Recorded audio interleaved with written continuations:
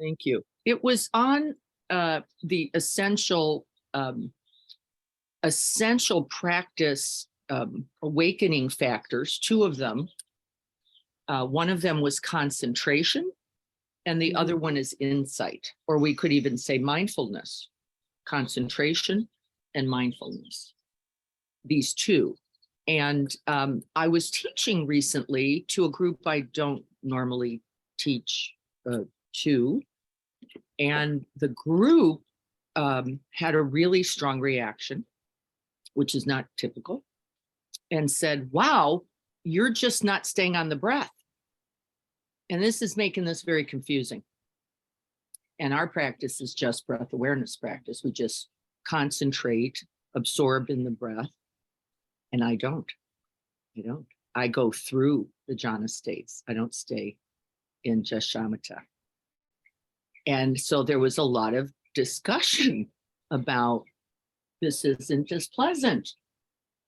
Now, what am I supposed to do with thoughts now? And I went, right, this is the point of our mindfulness training, is one, to stabilize mind. Certainly in shamatha we do. That's called concentration practice, by the way, for those who don't know, or shamatha. Good morning, Cindy. Am I on? I think I am. Can anybody hear? Yeah? Yes. Me or not? Jeanette can't see me. Was that because I was ducking my head, Jeanette? Can everybody hear me okay? No, I must be on my end. Okay. It's your end. It is your end. Okay, thank you. You just see me smile at this? This is my favorite thing, is to get that on somebody else as fast as I possibly can. It's an old strategy. It doesn't work that well, so don't buy. Yeah, so give that up. Okay, so concentration, we're going to do it today. It is valuable, by the way. In the teachings, it says it's necessary, because without stability of mind, there's nowhere to go. And so then you just stay perfectly, rightly, wisely, and skillfully in awareness of the breath. Except breath awareness practice by itself does not take us to inquiry, because we are really allowing the breath to become the single, right? Sometimes called one-pointed object. That's all. By the way, it's beautiful. We establish what I call beautiful breath, blissful breath there. It's lovely. It doesn't work that well off the cushion, however. It doesn't serve us, because then we can also, and this is what happened with the group, didn't it? They got a little pissed off that I had other work in mind. Like, wait, get out of our bliss. What are you doing? You're asking us now to be aware of thoughts, to notice their qualities, to notice my sensations, to notice those qualities. That's called inquiry on the way to mindfulness. And like, you're raining on my parade. And I went, oh, but sorry, folks, that is the parade. How you live your life is the parade. Knowing something about yourself and your relationship to both breath, thoughts, sensations is the practice, so that we can be in the world without what? Reactivity, without judgment, without self-clinging, and at least begin to see them, right? This is the first work. Nobody loves this either, by the way, right? Nobody goes, oh, great, suffering. I'm seeing it. This is fabulous. I haven't had one person say that to me, and it's necessary. This is the, what is this inquiry? Inquiry to what? Inquiry to recognizing the one thing, not the breath. The one thing, says the Buddha himself. What is the one thing? We're only looking to see one thing.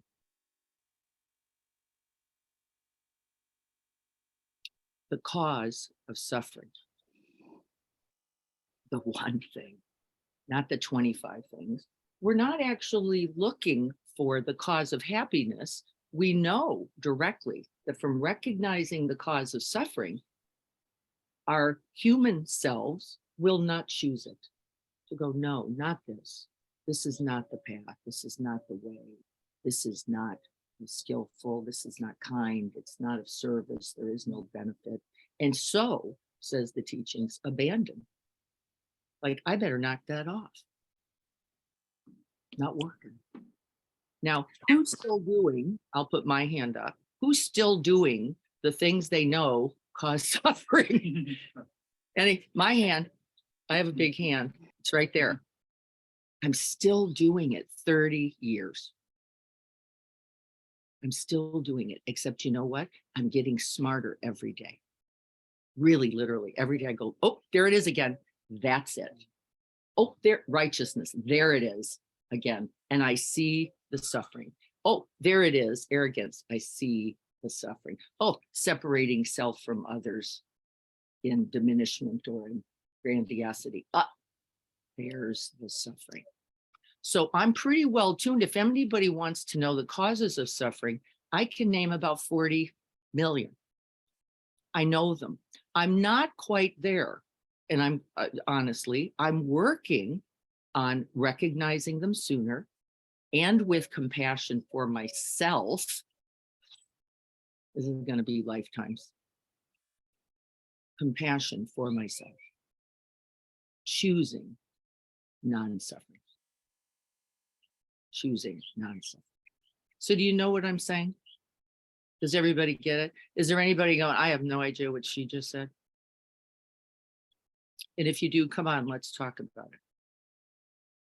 Choosing again and again, how many moments? Just this one, and then just this one, non-suffering. So when I'm instructing not just breath awareness. It is not sufficient. It is not sufficient. We have to see the impermanence, the non-self nature, right? The interconnected nature of all things. And then we simply recognize, release, and are liberated. Like, I'm just not going to do it.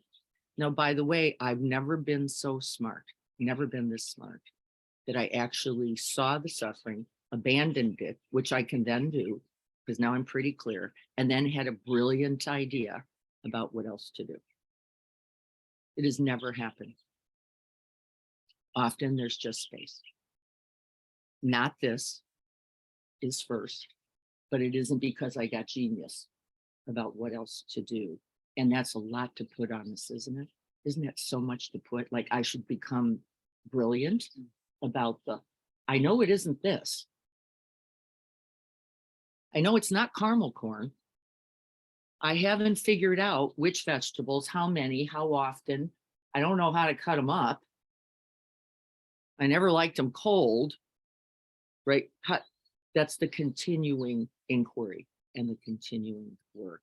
We're going to call that something like compassionate, loving response, right? Which is, I just at least won't cause harm. I don't have any brilliant ideas yet. I don't know how to contribute to the good exactly. I just already know, and I want you to trust this, that the good has already happened because you're committed not to causing harm. That's enough. Isn't it great? Like, what are you going to do? Oh, not this. It's enough. And I want us to trust that a little bit more, even when, because I hear it a lot. But what do I do? What do I do? What do I do? Well, you sit in that commitment to not cause harm. And it is sufficient, say the teachings. And so let's practice that together. And so there is an essential ethic. And in the teachings, the early teachings in particular, the Buddha himself said, until we are ready to abandon harm, until that day, we don't know what the causes of it are yet, right? We haven't looked at closely, but until we make and they're called precepts, right? We do them. But until we commit to the precepts, there's not that much point in sitting still. Can you see why? Not too much. Like, don't go to meditation yet. It's probably not going to be that helpful. He said, wow, that's interesting. That was his primary methodology. right? And said, no, not that fast. Don't run there, because you will only suffer there without sila, without the ethic that says the reason I'm going to sit is not to be a better athlete, not to be a better Navy SEAL, not to be a better assassin. We're a little confused, aren't we?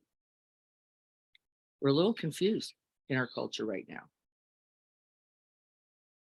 Nope, nope, not to be a better thing, to be a better person.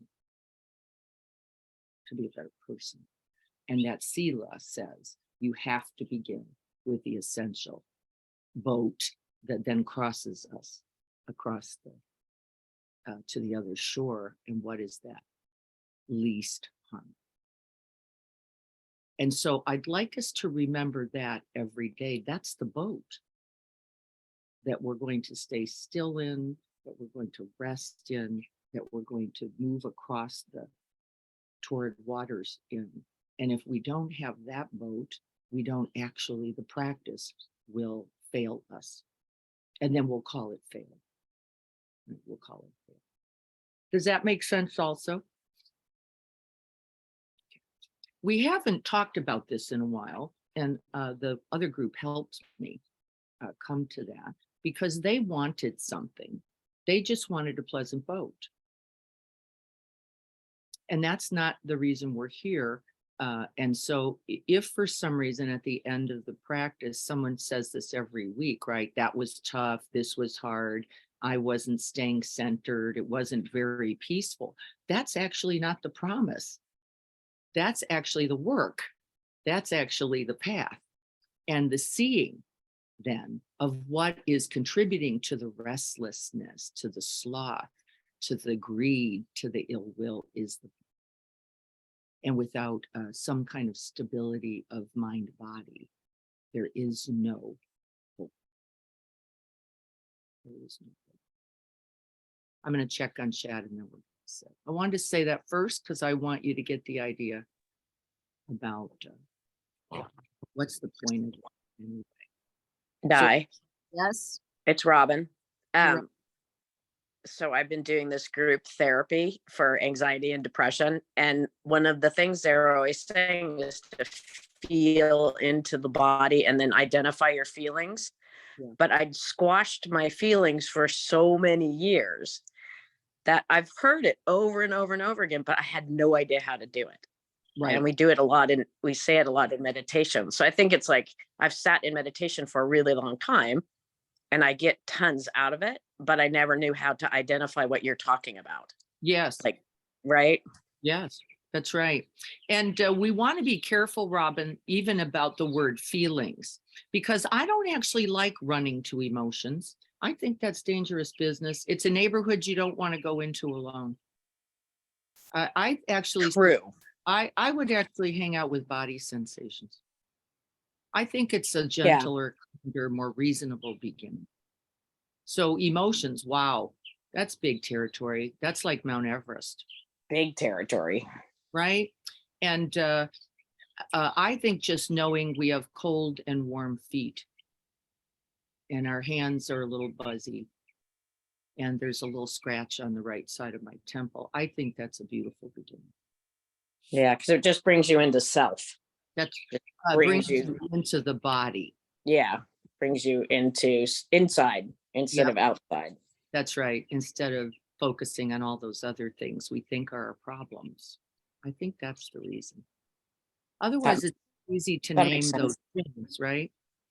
Yeah, The parents, the problem, the pet, the no. yeah, that makes a lot of sense. Yeah. So let's start there. That sounds like a perfect beginning, Robin. Thank you.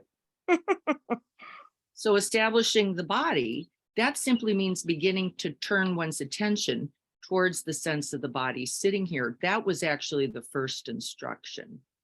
That was way before super gluing, this idea of super gluing the mind to the breath, which is not the instruction at all. Just awareness of the body sitting.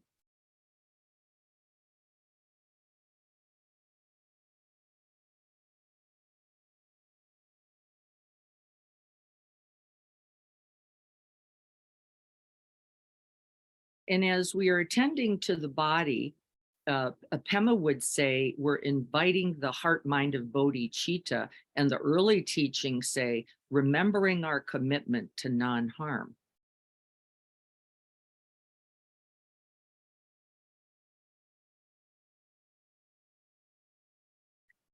That we invite that aspiration to cause least harm. And by the way, in so doing, contributing to the good.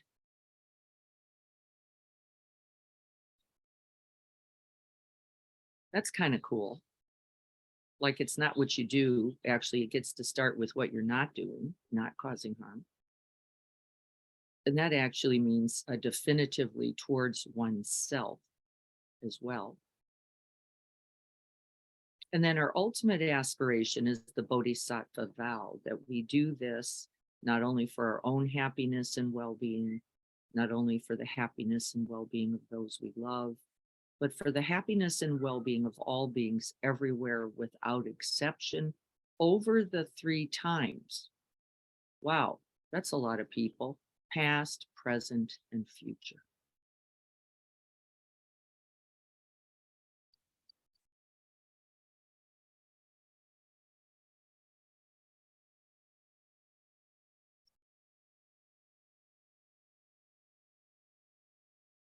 May we commit ourselves to this endeavor with joyful effort, with recognizing the privilege of the capacity to awaken, of being offered the truth through teachings, scriptures, texts, the wisdom of all the ancestors and lineage. And to be sitting here right now in community, whether electronically or in person, and that we are truly blessed. And in this, we rest.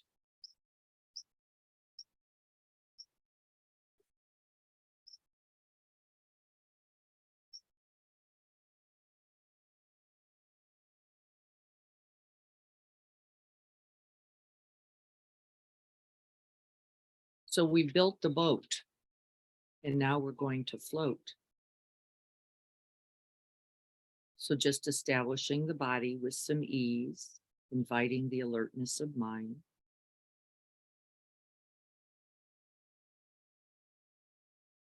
We're going to choose to be still.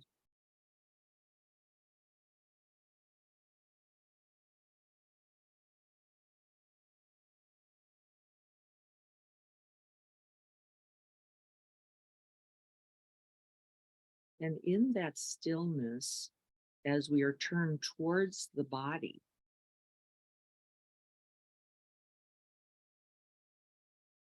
we will begin to notice breathing in and its sensations, and breathing out. And we're just going to rest there.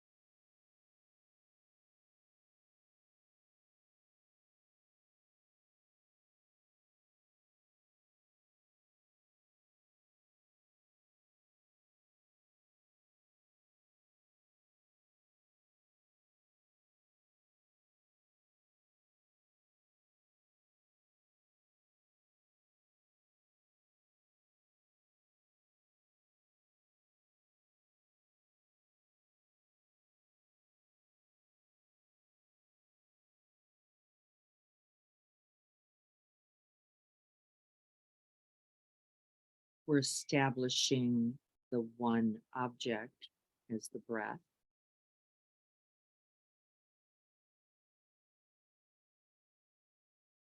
We are not capable just yet of establishing the whole breath, so don't be worried about that. There'll be what we call the light touch, knowing the in breath is the in breath, that's all. Knowing the out breath as the out breath.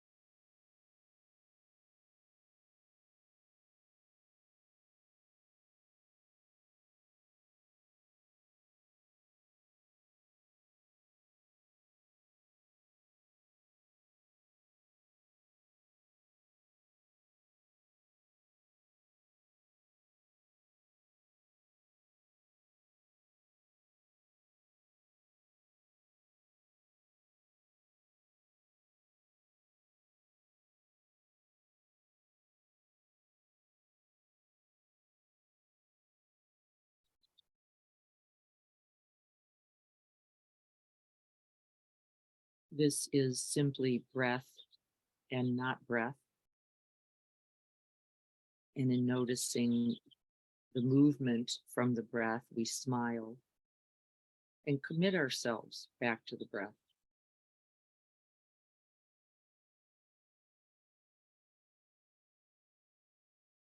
That smile is important for the non-harming we have committed to.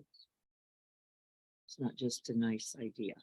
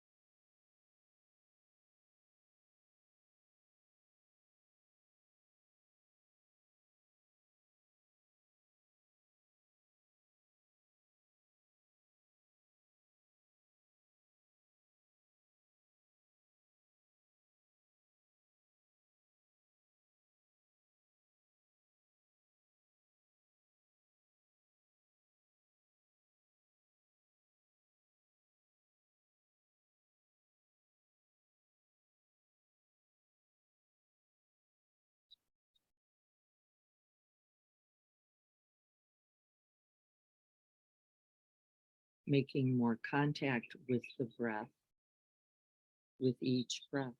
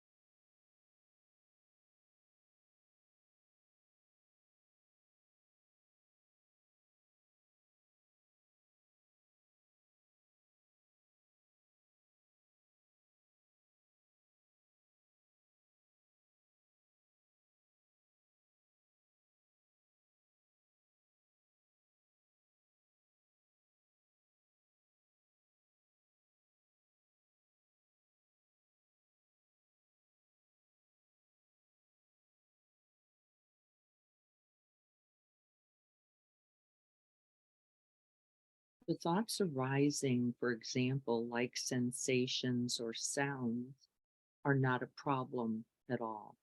There is no struggle, there is no reactivity or resistance. They're just arising in the present moment along with the breath. We're just going to let them stay arising and passing in the background with that committed, continuous primary focus on the breath. So don't get worried when you hear the bird or you feel the coolness on the leg. That's just arising thoughts, and we're going to use them later. But for now, we just notice the quality of movement and then come back to the breath.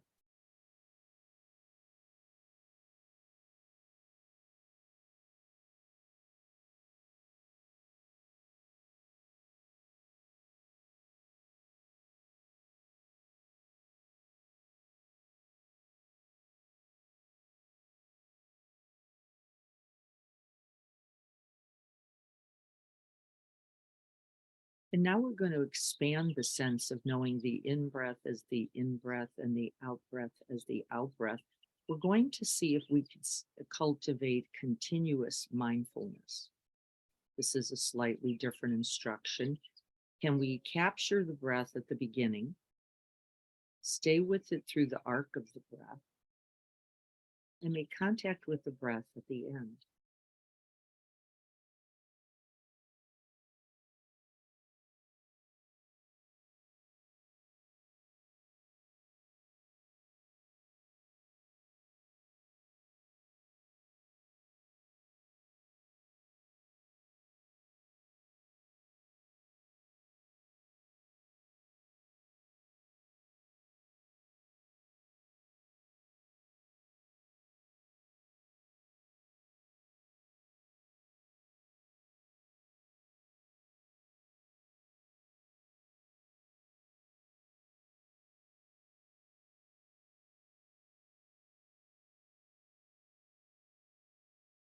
Awareness of the whole breath.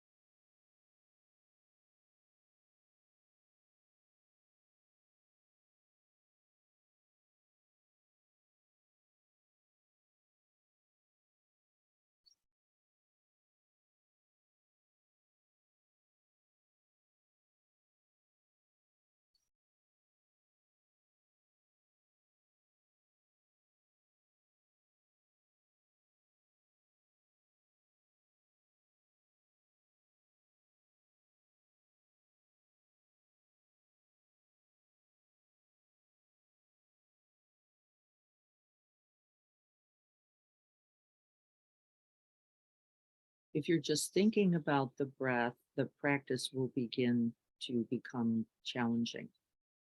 It will require the felt physical sense of the breath as it is immediately felt right now. So rather than looking down on the breath, we are actually in the direct experience of the breath.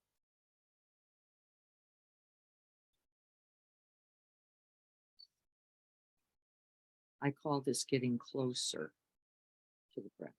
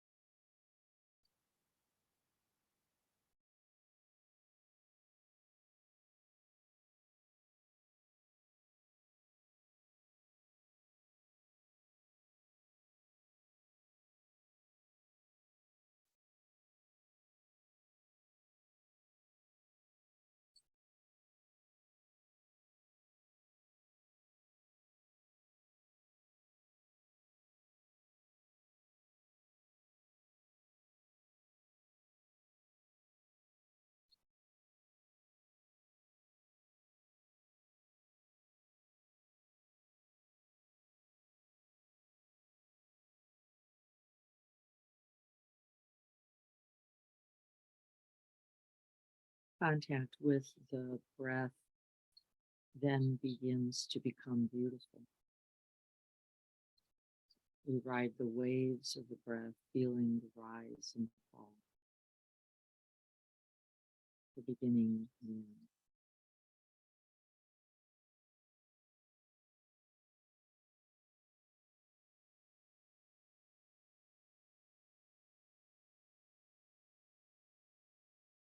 Continuous mindfulness is beginning. It's easier to stay, even with the ever changing sensations, felt sense in the breath.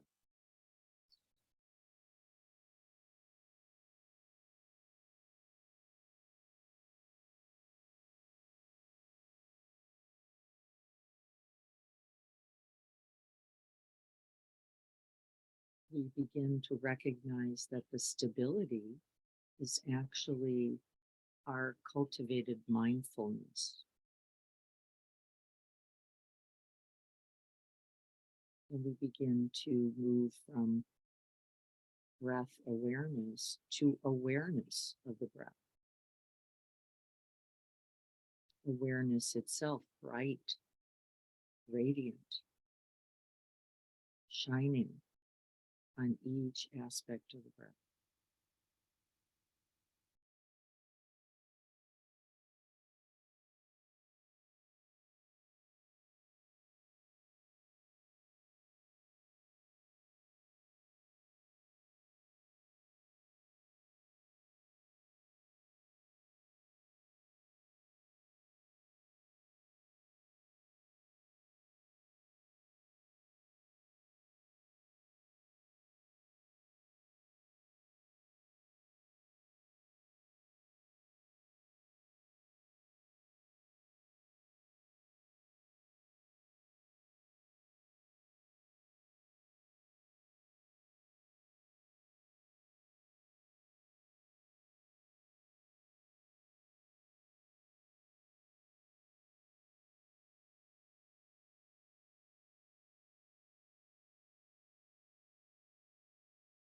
There may be a gentle increase in energy of what I call falling in love with the object of the breath. There's a natural arising joy in connection with ease, samadhi.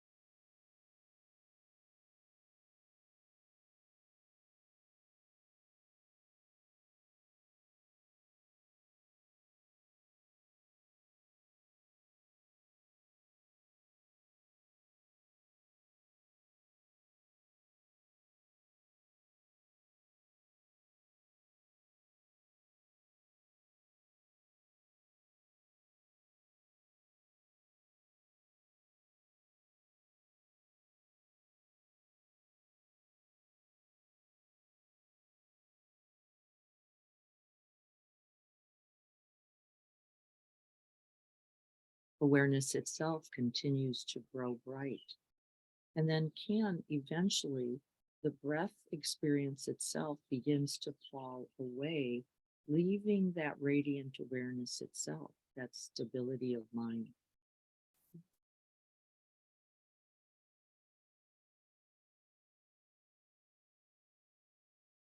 Then naturally, awareness expands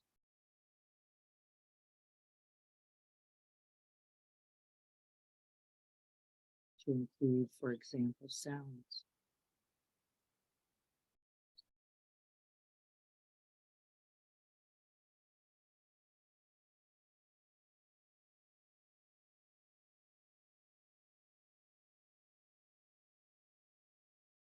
We are now resting in awareness.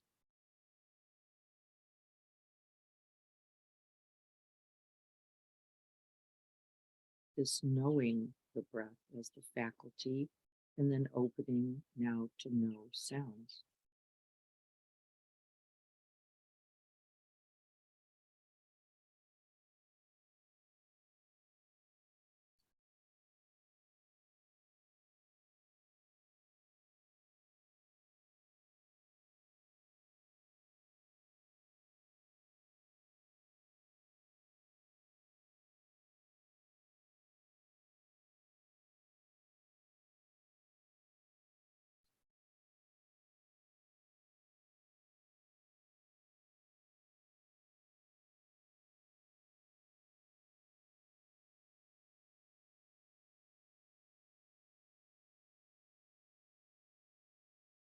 If at any time that container becomes too large or we get carried away into thoughts or sounds, other experience, we can simply come back to the breath. Always available.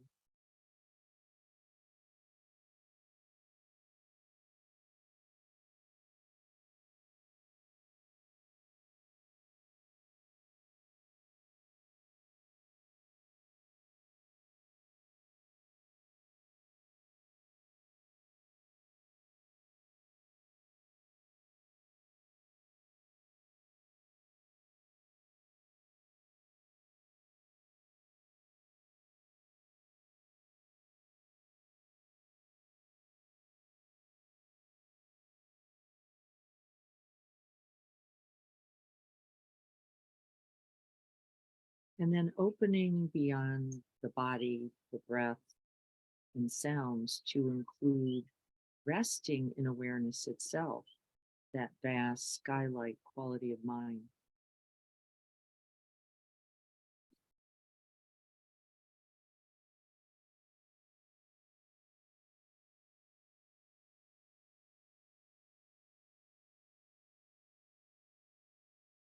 And then rather than electing any object, we simply allow whatever object is in arising to become our primary object for that breath. Sensations or sounds. We get to now include thoughts and emotions.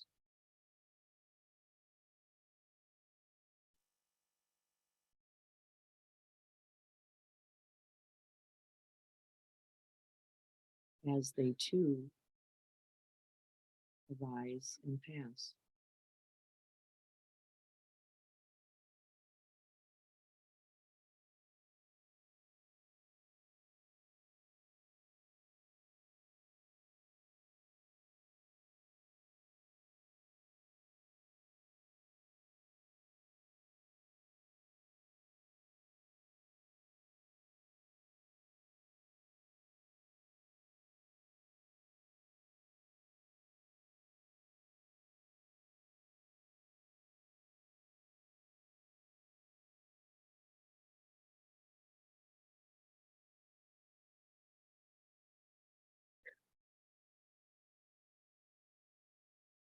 First, we recognize what is arising. There is no real need to label at this point. There is sufficient stability of mind. Can we simply open to the experience of sound or thought,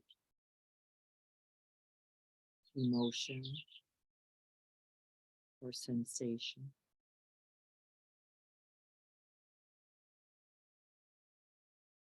And in abiding, we see its true characteristic. It is the characteristic of all phenomena.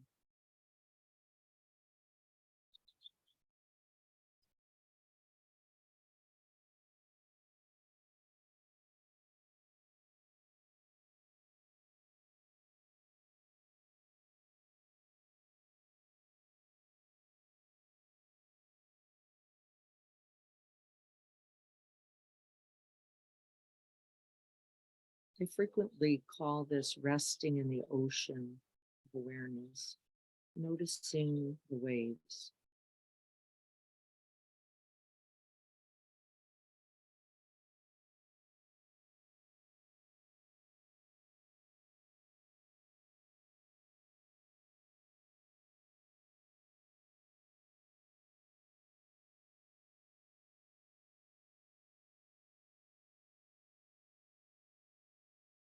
This is the essential movement of concentration practice to inquiry. And the very gentle inquiry, we don't actually have to ask it, is what is this? Ah, sound arising.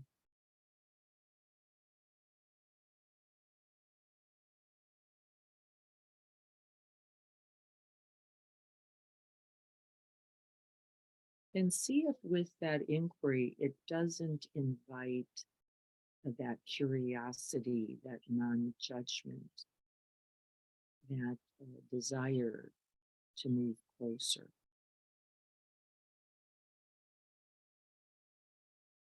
To know the object fully.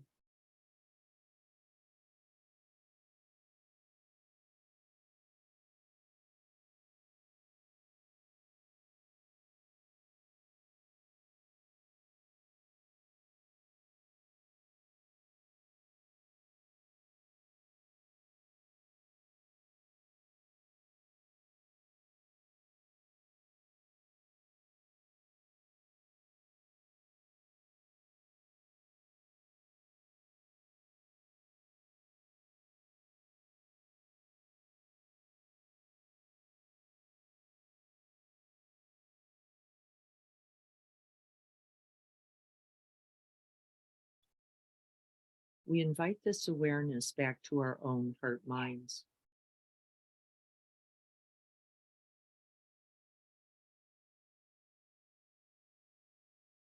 What is the object of mind, the thought, an emotion? And what is the quality of mind that greets it, the quality of awareness? Can we invite certain attitudes of kindness, patience, wholeheartedness, curiosity, a certain letting be,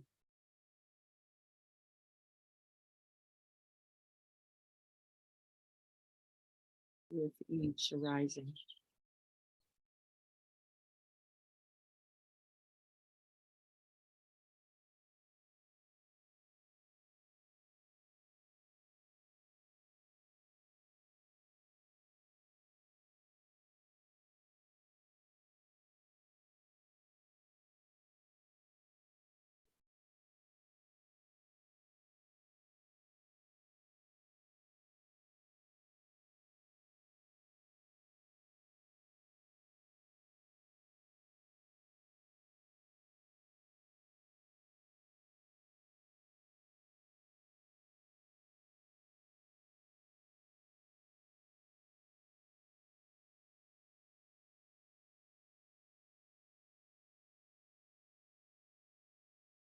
You'll notice that certain thoughts then simply arise and dissolve. There's nothing to attend to here, just knowing the nature of thoughts.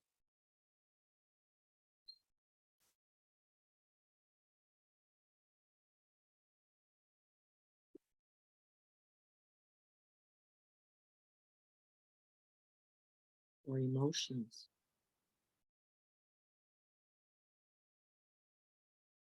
Watching them come and go.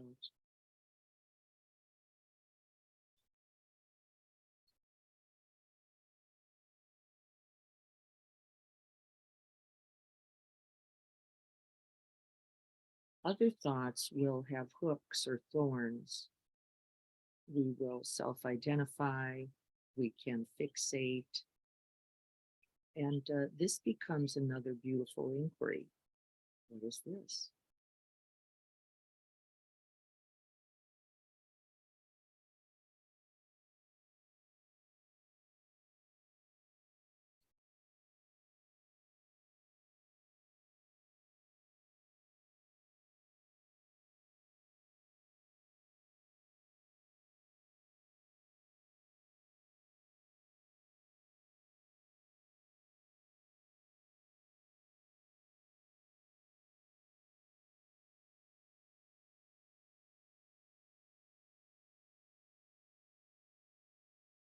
And then we begin to notice that it's not just a thought or an emotion in its arising, but the quality of the thought and emotion, whether we can recognize with awareness, kindness, and compassion, or whether we get hooked, caught in the storyline, carried away. We fall in the default into thoughts about self, thoughts about self cherishing, self craving. And once there's thoughts about self, there become thoughts about others. And we begin to see that these very thoughts contribute to a sense of distress or dis-ease. And in the recognition, once again, we smile.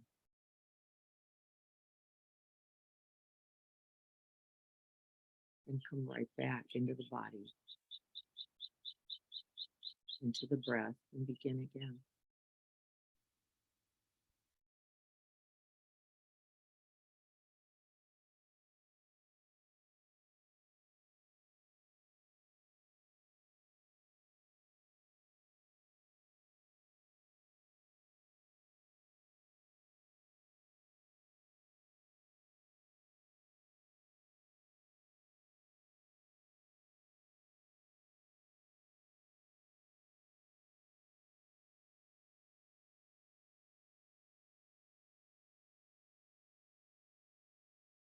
We can drop beneath the words as we've been practicing and simply rest in the direct experience. Tight, hot, hard.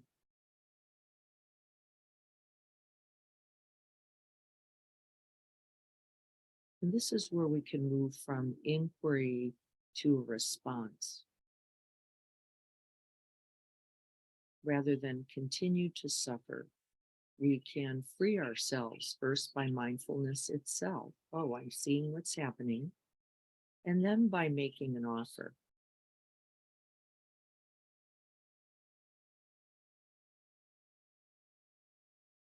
Out of our kindness, out of our compassion, we don't stay locked in thought.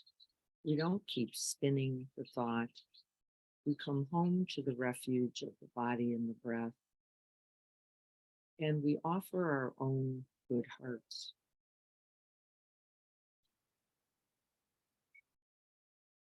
Like welcoming a lost child.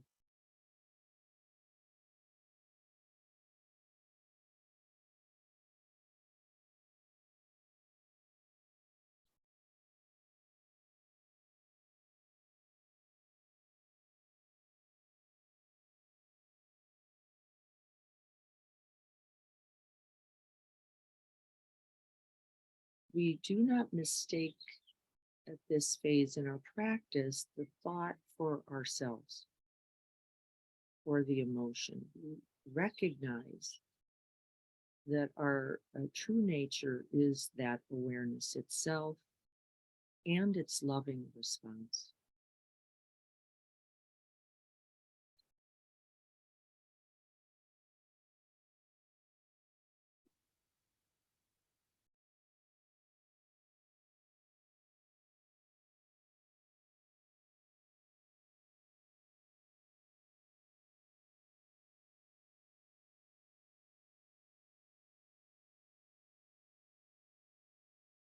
We no longer mistake the thought as me or mine.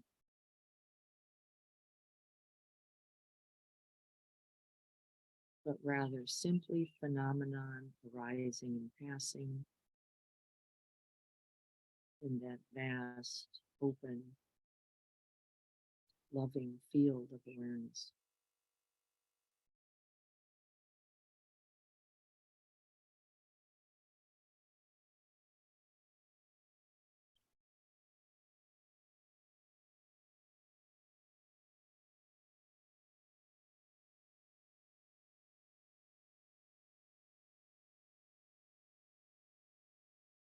And then everything becomes beautiful.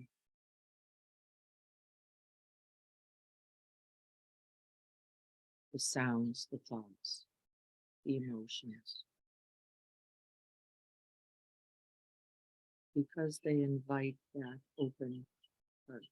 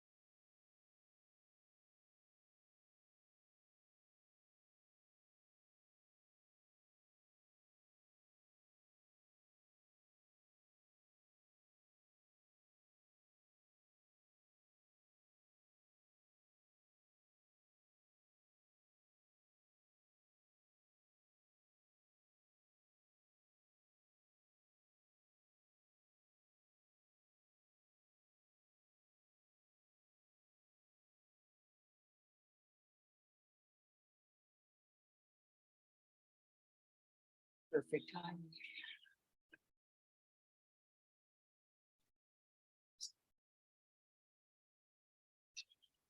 My child's Aikido. So. Anthony's on his way to Aikido with it as better than when, right? All of us have a sip of your beverage, stretch the body a little bit. See how you are. Do a little check-in.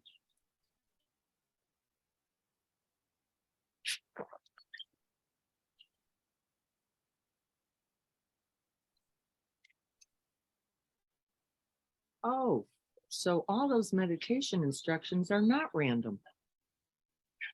Oh. Who knew?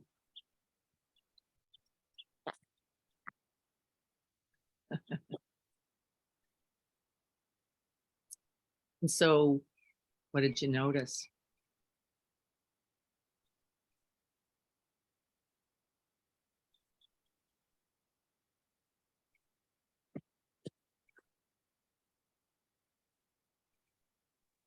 Maybe a little mind traveling. Yeah, that's going to be often, regular, and somewhat continuous. Where's the problem?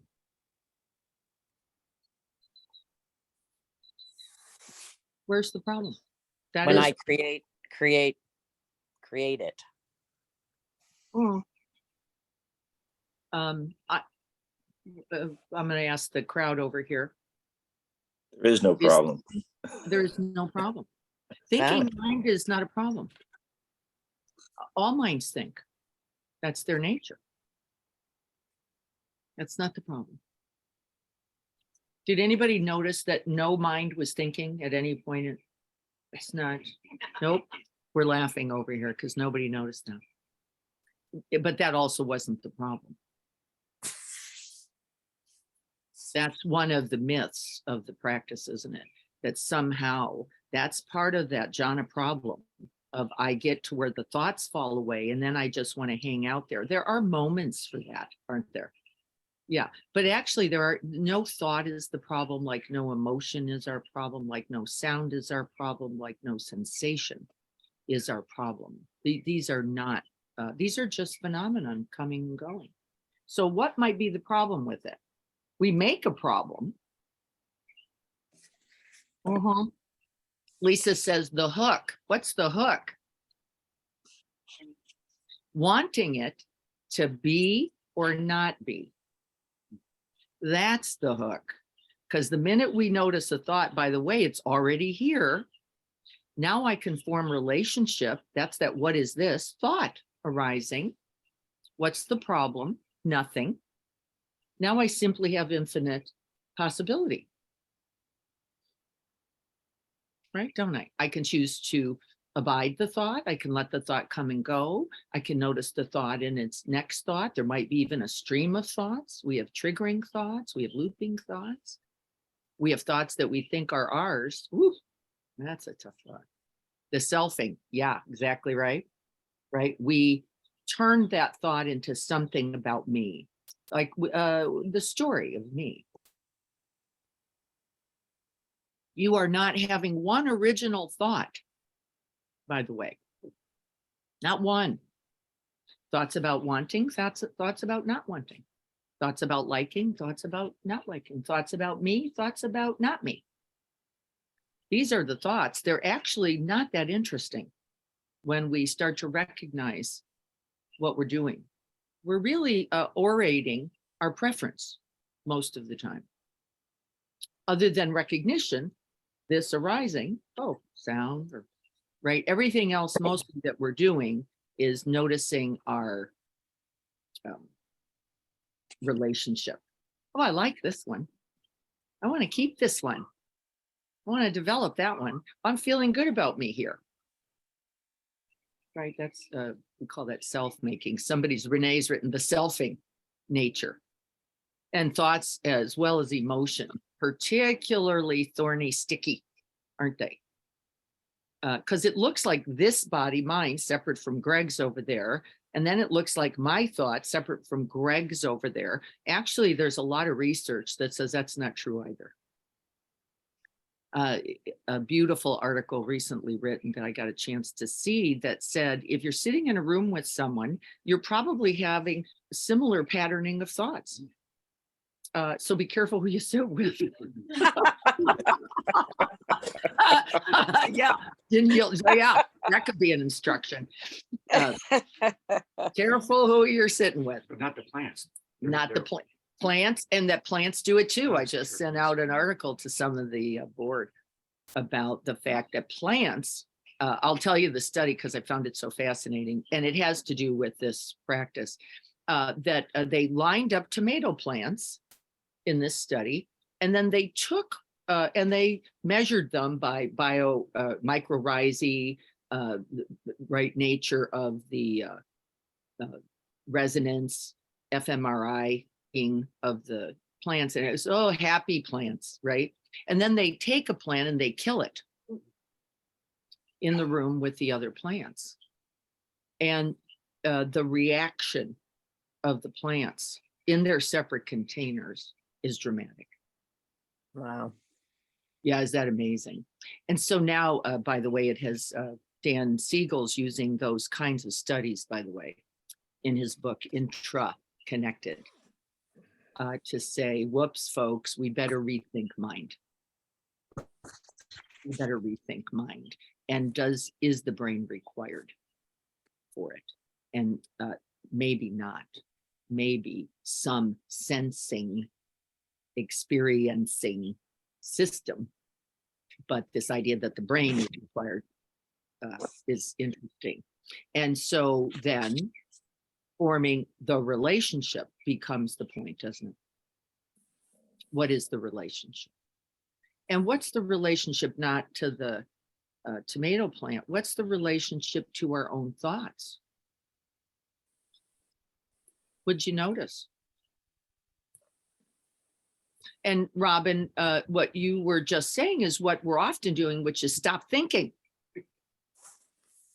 harshly, with criticism, with judgment, with the idea that the thinking is the problem.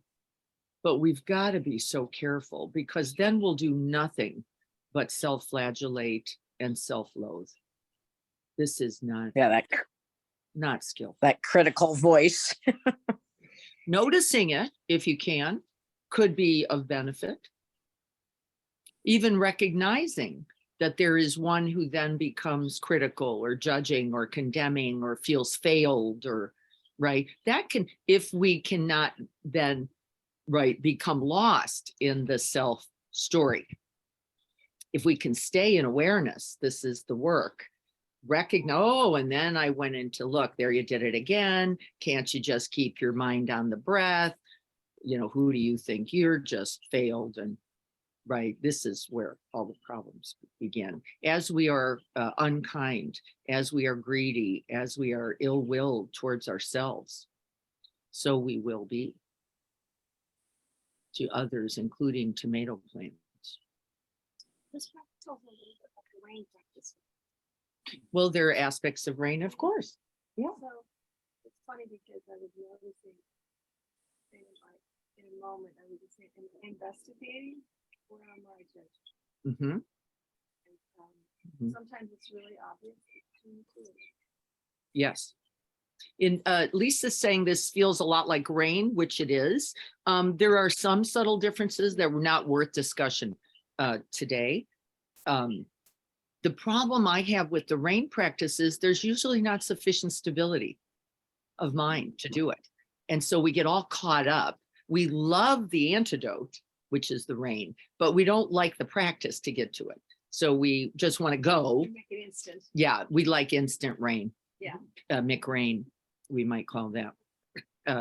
And then, you know, I just want to recognize now, I want to be accepting now, I want to inquire now, and I want to nurture now. And that's pretty tricky business. Could you feel the difference in the quality of mind? Yes, you could. Yes, you could. Because the mind going, I want to get out of here, so I'm going to use rain, is a different mind than the one abiding. Going, let me just recognize a phenomenon incoming and going, which is why these early teachings begin here. They begin in the abiding. Let me just ride the wave first and then go, oh, interesting wave. Oh, interesting breath. Oh, interesting thought. Not me, not mine. I don't have to get all caught up and wound up. And then, oh, noticing criticisms. Don't have to get lost there either. Just noticing critical thought. Oh, noticing contraction in the chest without deciding that I'm a hateful person or, right? And it's, those are solid habits, aren't they? Of all of ours. To take a thought, to turn it into a story, and then to turn it into a self.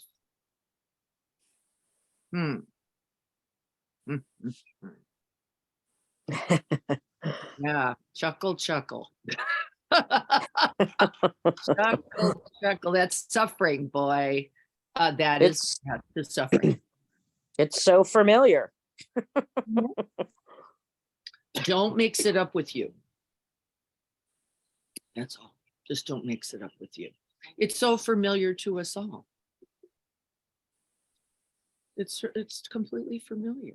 And don't mistake it. That's all.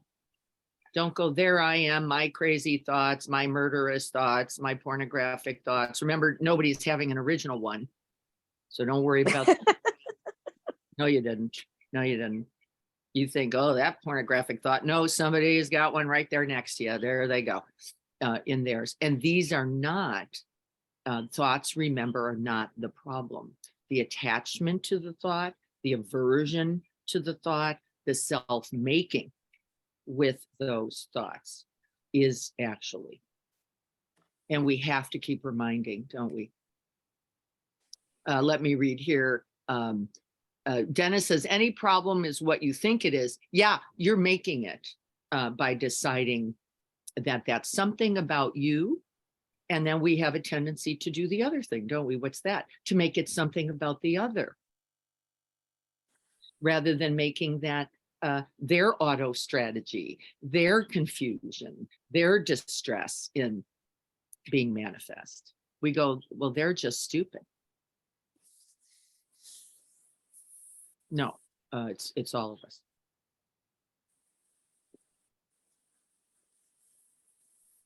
I stopped and wrote my thought down so I could think about it later. I don't value thoughts that much. If it is my hair's on fire, well, just do what you need to do, right? Otherwise, I would say there is some distrust in that. Like there's only this one thought that I'm thinking and it will never reappear. Well, let me tell you solidly, it will.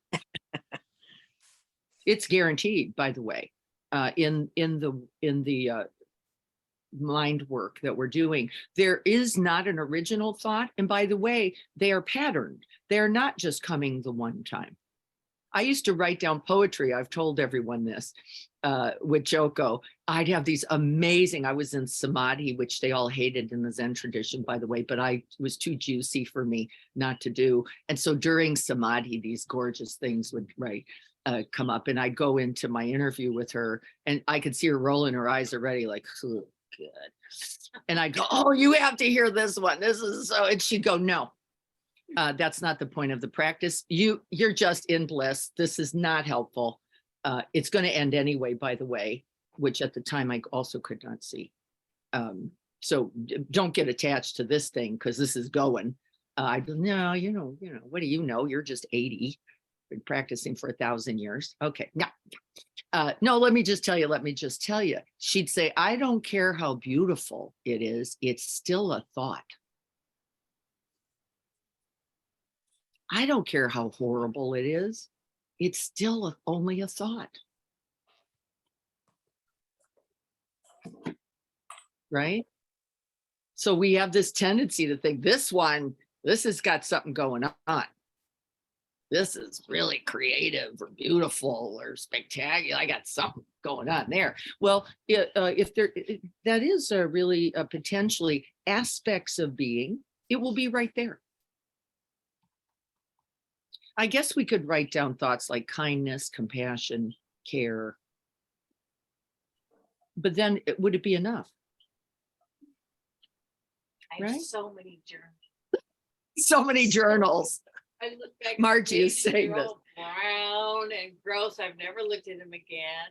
It's the same shit. Oh. Yes, it is. Anybody have like 100 years of journaling? Yeah, pick any page, folks, all the same. Oh, this is what you realize.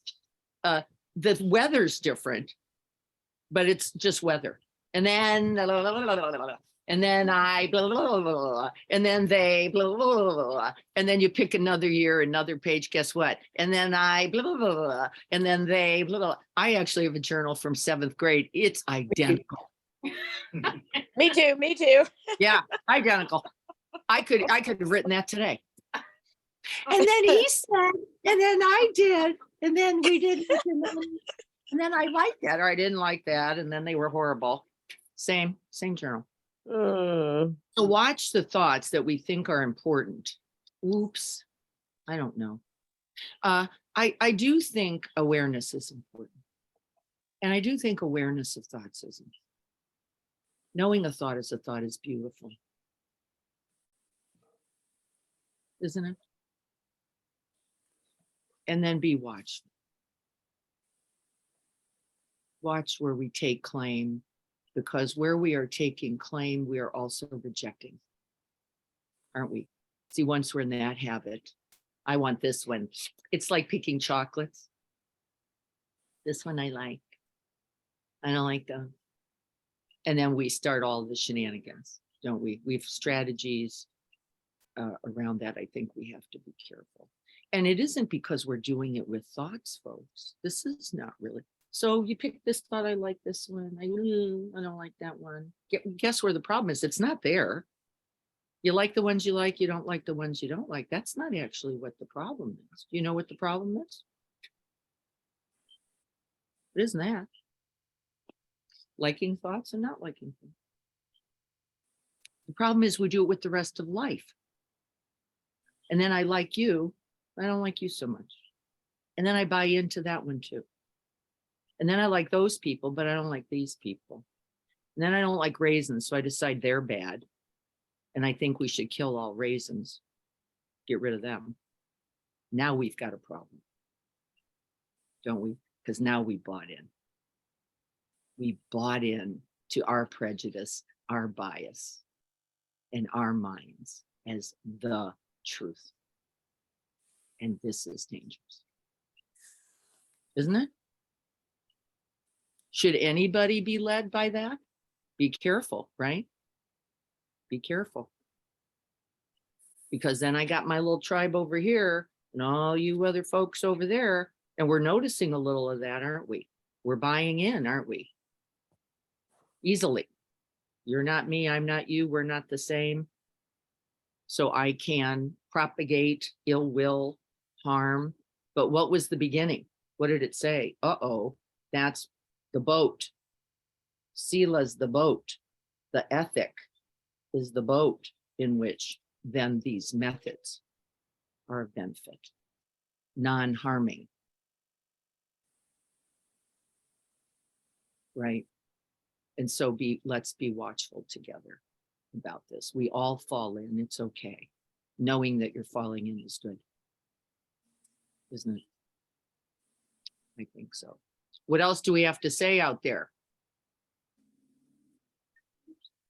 Or here?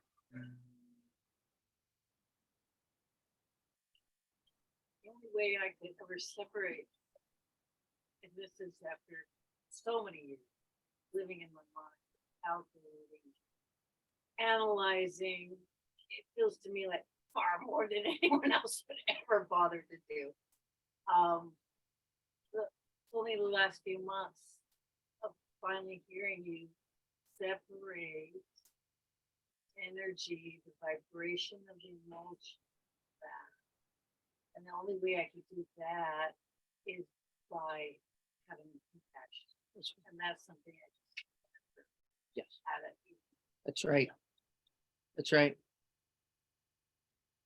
Well, now it's funny and ridiculous. I see how manipulated, how hostage I've been by that mind state, Yes. mind state. Yes. so completely. Yes. Every detail, the tiniest movements and things, all came from that face. Yep. And that's why mindfulness, we're spending a lot of time and energy, Margie's saying, without compassion, there can be no real truth. And that's correct. Because all the recognition just makes you a sniper, doesn't it? All that spot on concentration. I'm just really good at zeroing in. That's all. And I just became a sniper. I did not become a loving, compassionate, and kind person. Now I can find the target. I can zero in on that target. Bang. And I'm doing it just like this, over and over and over. And so be watchful, because we have bought in a little bit to that being sufficient, and it is not sufficient. That's why concentration to inquiry is not enough if we cannot then respond, right? Forget about it. And as Joko said, go play tennis. It will be better use. Pickleball, I guess now. Yes, pickleball. Isn't it pickleball? Yeah, I guess we got pickleball now. Go play pickleball. Right? Why? Because do less harm than that. Then just go think, if only I could think the right thing. If only I could stop thinking, said Robin. If only I could have pleasant thoughts, say somebody. If only forget about it. No, that's not the path. If you're gonna play pickleball, tape your ankles before you go. Tape your ankles. You better tape everything you own. To my Tape- hips. Tape it all up. I got the tape. Yeah, come on over. We'll duct tape your knees. But my surgeon Yes. told me, he goes, Chris, there's a big spike in Achilles tendon injuries, just Uh-huh, like you, yes, there right? From all us old people go out playing pickleball. That's exactly right. That's right. It doesn't mean that pickleball is the problem. So we're going to stay with that idea too, right? Is it pickleball? No. What is it? The me that's got to win at pickleball, the me that's got to jump for the shot at pickleball, right? The me that goes, because at 20 I could pickleball. Right now we got big problems, and you got a lot of injuries. We've got a lot of injuries. Yeah, the orthos are just ecstatic, by the way, with Right. all pickleball players. They're loving you guys. Core has brought on, I think, 6 new orthos. Yeah, not accidental, all due to pickleball. Actually, it's not true. I'm making this up. Actually, it is true, the fact that we're all getting older. Sorry. The real reason is we old folks are trying to play pickleball. But the reality of being older. And It's funny, Diana, at the top of the session today, I wrote, when you were talking about people that choose suffering, I think I might be the outlier, right? So I did. I finally, gave up my skateboards, or actually my daughter took them away from me so I wouldn't get hurt on skateboards anymore. Yes. But, yes. but I do think about, the practice, right? And a lot of my life was, I do a lot of yoga, and I used to tell people, if you just practice yoga, everything in your life will be better, which is true. But then all of a sudden I realized that I'm not actually enjoying doing the yoga. And all the things we do in life, I think, to work out, and this is just, my thoughts on it, to get better, right? We're going to do a meditation practice so that we get better. We're going to work out so that we're going to get better. I'm going to go to the range, I'm going to hit a bunch of golf balls so that I get better, and I don't. So what I really need to do is go buy a new set of golf clubs, because that's going to make my game better. And I've kind of settled into the yoga is the thing. The practice is the thing. The meditation is the thing. That's right. Going to the range is riding the bike, going for the swim. And if you can't find joy in doing those things in that moment, then whatever that might lead to doesn't matter. That's right. So we might then just simply say being alive is the thing, Right. right? Being alive is the thing. And then whatever you're doing just becomes another beautiful, remember I used the word on purpose, beautiful. The breath becomes beautiful by what? The contact, the presence, the connection, and the abiding. And so then everything becomes beautiful. And then we don't have to try anymore. We can give up the trying for simply the being. What a concept. Give up the trying. And then what, you're in pickleball or you're in tennis, you're in the garden or you're at the beach. Really? Everything beautiful. Because the beautiful mind, the beautiful heart mind is beholding. Yeah. All right, we're almost done. I want to sit together once again. We rest not in the words, right? Not in the concepts, not in the idea, not in the method. Ugh, not that interesting. We rest in this reality being alive. And there are only a couple ways to know our aliveness. One is to know the body is the body.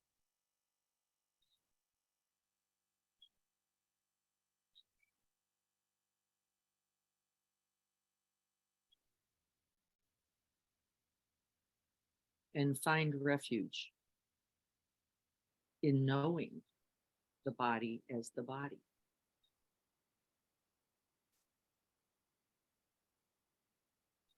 To know the breath as the breath.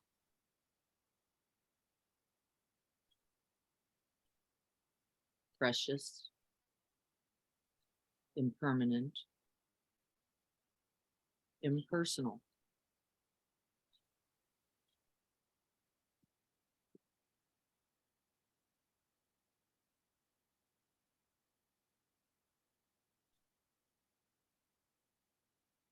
To know all things then arising and passing. Sounds and sensations, thoughts, emotions, images, in that vast field, brilliant, radiant field of loving awareness.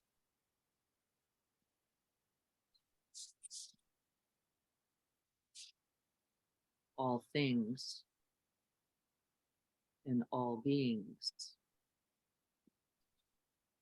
Beautiful.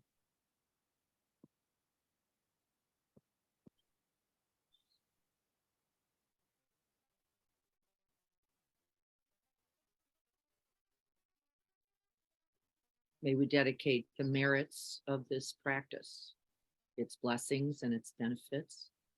May we gather them here with this one breath. As we breathe in, offering all this goodness to ourselves, and on the out breath, we send it out. Out in all directions, through all time, touching all people and all things.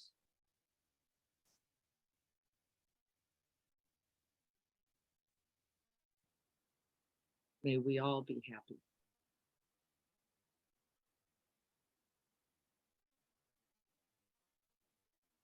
May we all be free from fear, from pain, from inner and outer harm.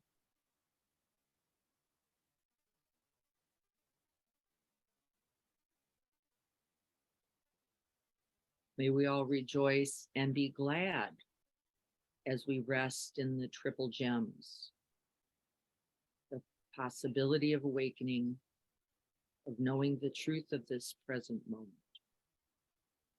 and of doing so, living so, being so in community.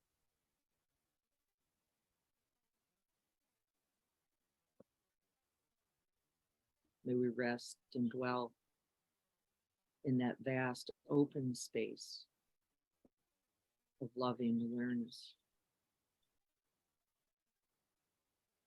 free from all affliction, until all beings are happy and free.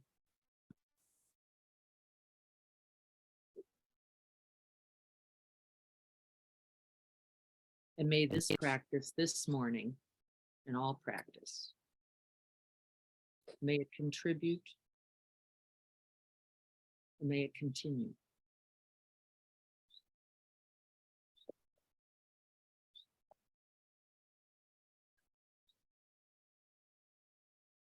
So be it.